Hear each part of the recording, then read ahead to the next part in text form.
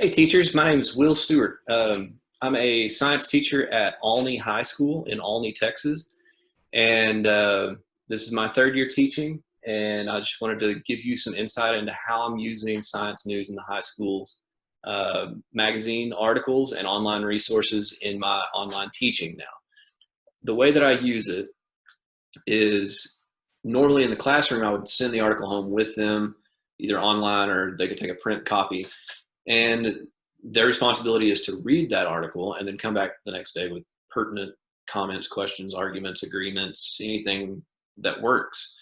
But now that we're in an online sense, what I do is I use a Google Classroom post for the week. They get all their assignments and materials, PowerPoints, anything they need for that week in that post.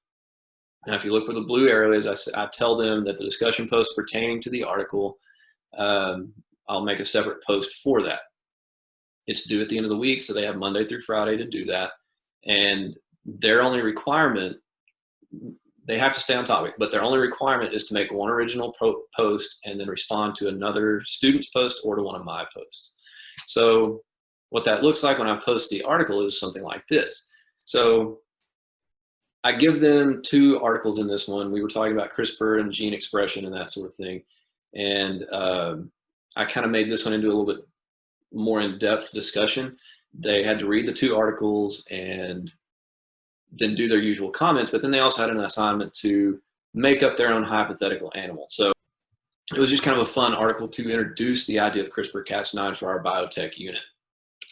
So then how the comments work is somebody has to start, and I thought that maybe I would have to be the one to start, but so far the engagement that I've gotten on this has been wonderful. The students are asking great questions. It's stimulating them to think outside the box more than I thought it would. And honestly, I think they respond better to it in this online format than they did in the classroom. And it may just be because that's the format they're used to with social media. But the way it works is they'll make a comment, and then their fellow students will say in response to so-and-so, this is what I think, or I agree, or I disagree. And then they'll ask questions, and I'll do my best to answer those in as concise and correct a manner as possible. If I have to bring in a different article, then I'll do that as well. That's about how I use it. I encourage any of you teachers that have not used it in the past to do so now. It's a great resource, especially with the online materials.